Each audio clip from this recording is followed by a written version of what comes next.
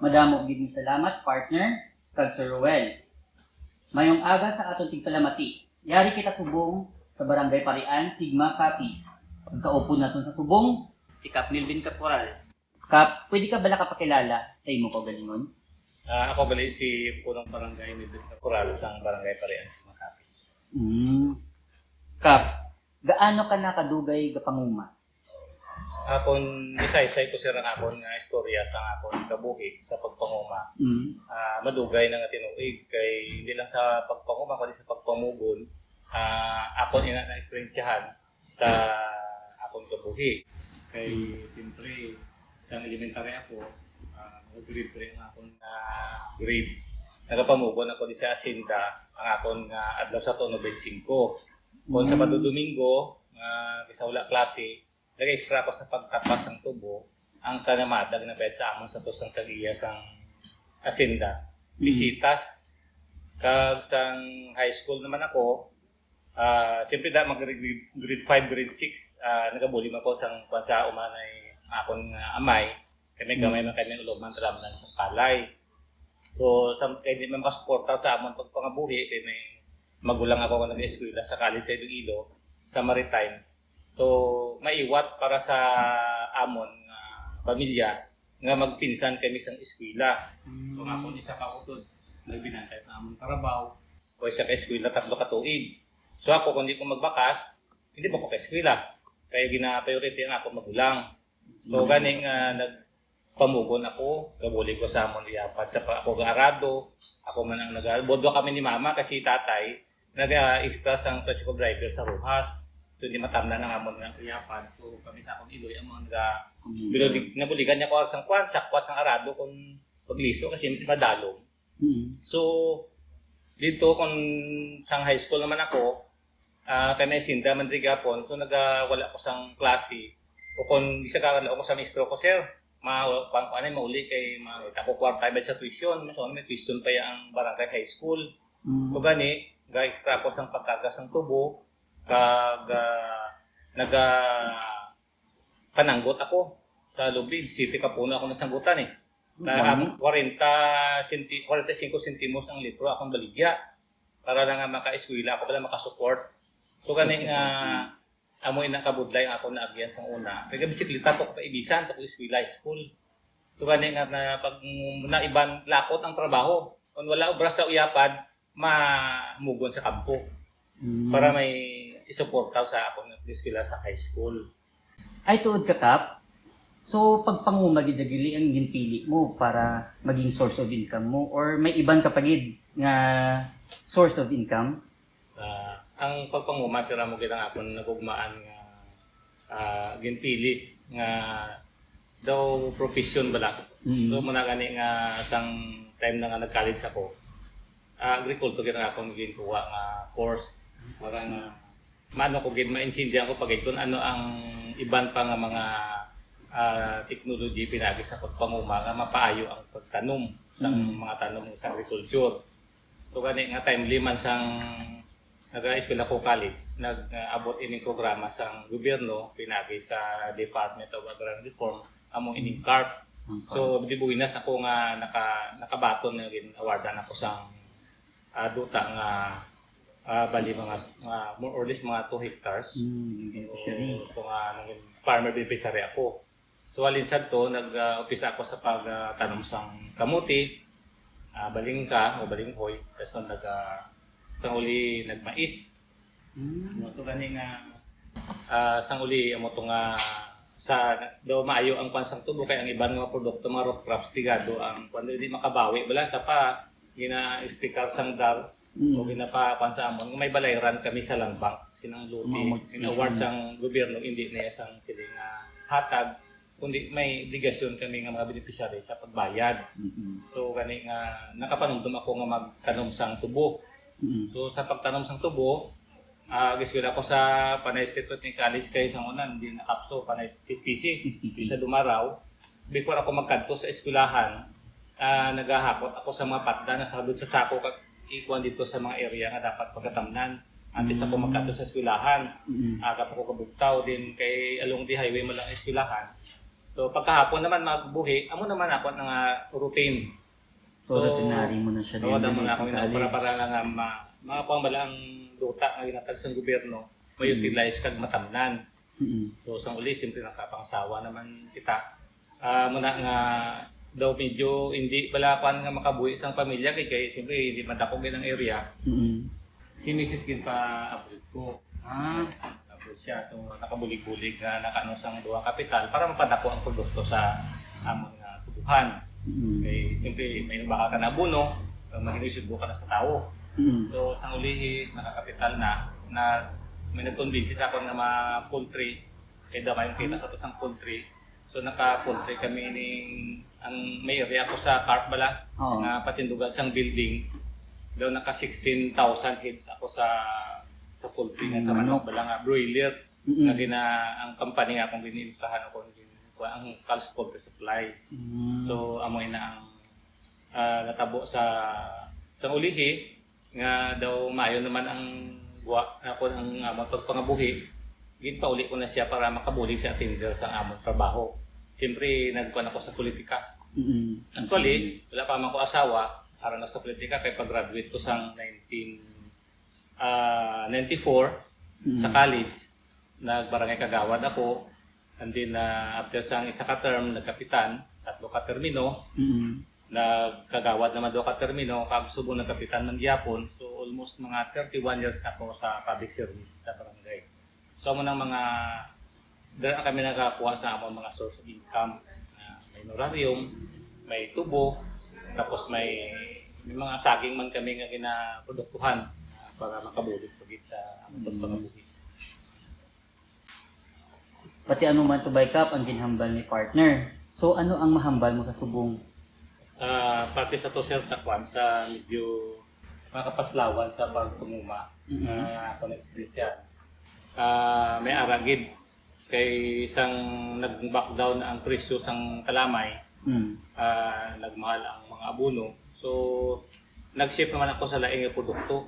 Sa mais naman ako nakita namin yung gani ang mga kabukiran sa tunga time nga daw halos mais ang mga tanom.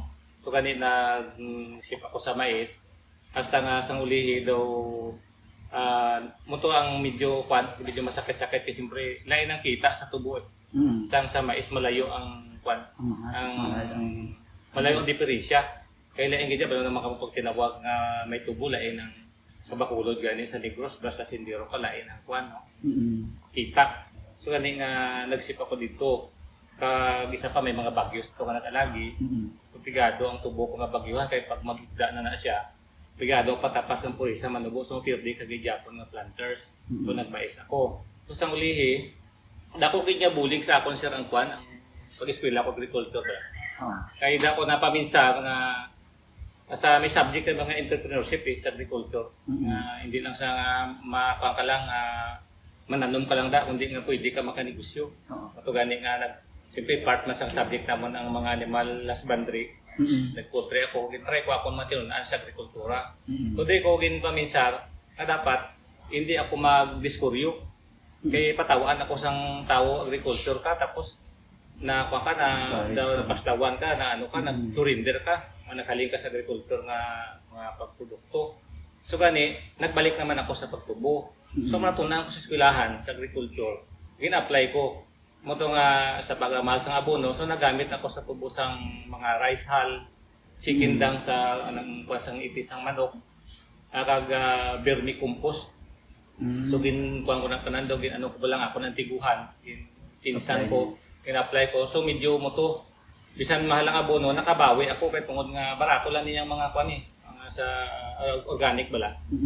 Umuto gani nga pilian ako sa sa Bilog Western Visayas nga Best Farmer of award ako sa Best Farmer of the Year sa 2017. So sugarcane farmer. Sugarcane farmer sa Western Visayas. So nakuha ko sa award sa pinagi sa Department of Agriculture.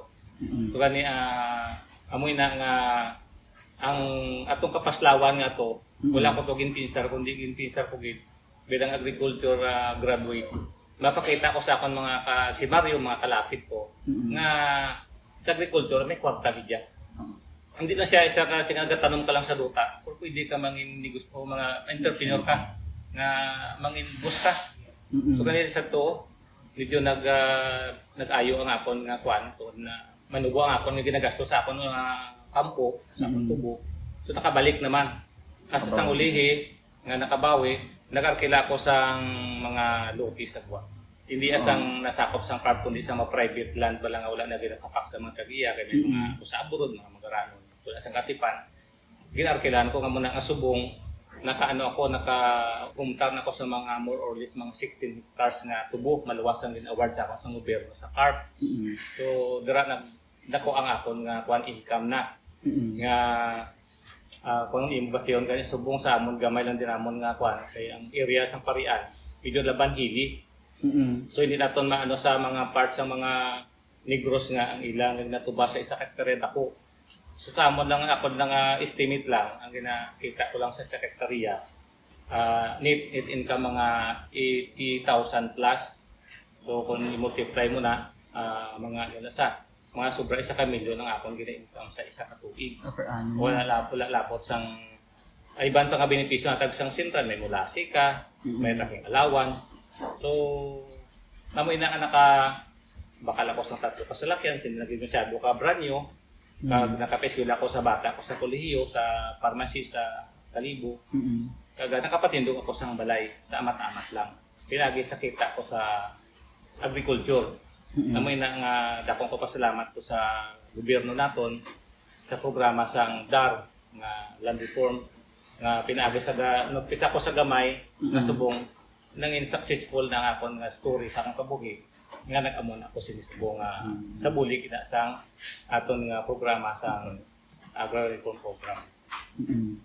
Kap, may ara ka ba na mensahe sa imong kapwa ARBs kag mga nasakupan mo sa parian kag sa pamilya mo?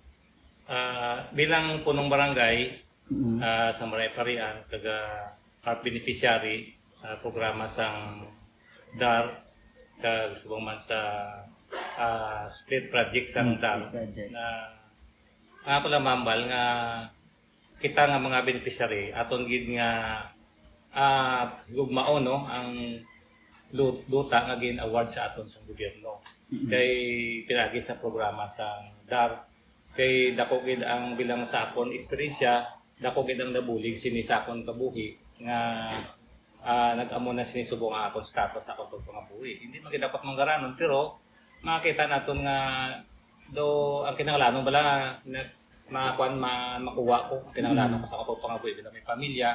So kaya dapat nga ang mga beneficiaryo nga na-awardan sila sa mga kasimaryo ko sa barangay Parian, nga kapwa beneficiaryo, hindi nila pag-ibaligya ang gin-award sa gobyerno. Mga iprinda, kaya paano nila mabatyagan ang bulig sa gobyerno sa ila kung hindi nila inipagtagaan sa importansya kay sa una, kapamugon mo lang kami tanan sa barangay Parian, sa Asinda. Karon gitagaan kami sa gobyerno sang pribilehyo nga maka-angkon sang duta. Kaya wala gamit duta eh. Isa lang tag-iya sa barangay Parian si Charlie Dabaw lang, artista. So karon ginhatag o kon gin-award sa amon sang gobyerno. Kag subong man namin nagigani nga man. Nalipay gid kami sa gobyerno pinagi sa pagpanguna sa atong presidente si Bongbong Marcos. Ngaway na kami balayran sa land bank. Kaysa pa sa paligban ako kung paano bayaran kay dako na sing interest sa dugay-dugay na wala kami nakabayad. So amoy na ang isa kadako nga pasalamatan dapat naton nga mga beneficiary sa programa sa gobyerno kag sa DAR. Nga pakamahalon gid ang ini nga lote nga gin-award sa gobyerno. Kay diri kun naton nang insaktuhon gagamiton na sa tama ini nga lote makabuli gid sa atong pagpangabuhi kag sa atong mga kabataan. So, ang mensahe ko sir sa akong mga pamilya, sa akong mga parintis na kapwa ko farmer beneficiaries sa programa sang CARP, pinagi sa DAR, nga aton gid nga pasalamatan sang dako no ang ini nga pribilehyo minatag sa atong gobyerno. Kag aton ini gamiton sa insakto, tamna naton hindi nga pabayaan ang anak katiwangwang nga magpinangutang kita kung diin nga mga lindingan. Dili kita mag-focus sa ginhatag sa aton award sa gobyerno nga lote para nga makabuligid sa aton kay kung aton lang ibutang aton dira nga i-focus ang atong kugalingon sa pagtanom dira. Sigurado ang mga lambalanong nga kung may itinanim ka, may aanihin. So amo lang na ang mabal ko sa akong mga pamilya, mga parin.